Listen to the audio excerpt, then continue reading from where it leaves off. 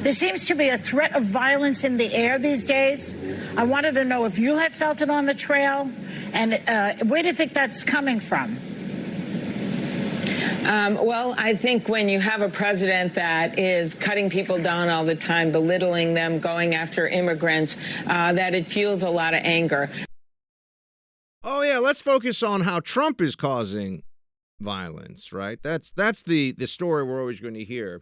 There's a threat of violence. Joy Behar. I think there's a threat of violence.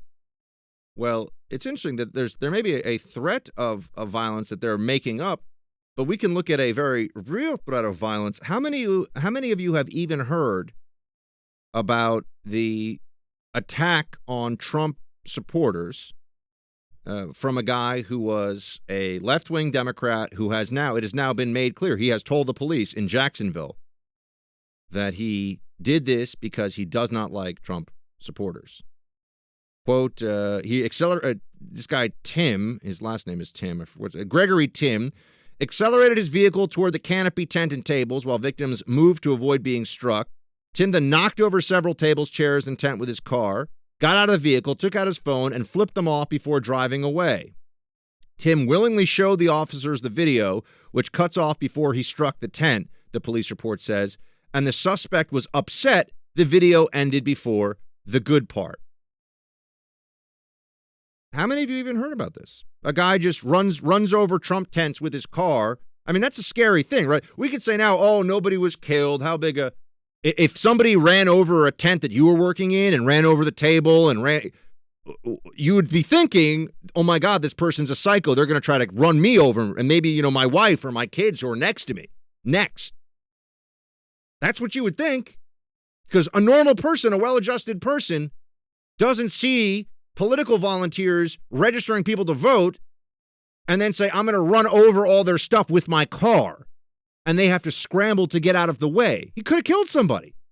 He's been arrested, being charged with many counts of assault. This is a Democrat, folks. Democrat. Do you know his name until I said it? Have you seen his picture anywhere? No? Oh, wow. Who wants to guess what would have happened if there had been an AOC organizer somewhere, here in New York, let's say, registering people to vote and people that are AOC supporters all gathered together, and you had some white guy in a MAGA hat drive and, run over a bunch of stuff and assault people.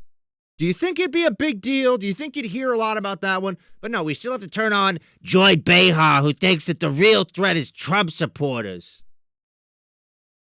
Gotta work. I'm a little too like old smoker's cough voice for Joy Behar. I gotta figure this one out a little bit more, but it's close. Hey, Team Buck, thank you so much for watching The First on YouTube. If you like this video, please click that little thumbs up button so then it will log as liked. And also, if you want to see more great content from The First, please click subscribe.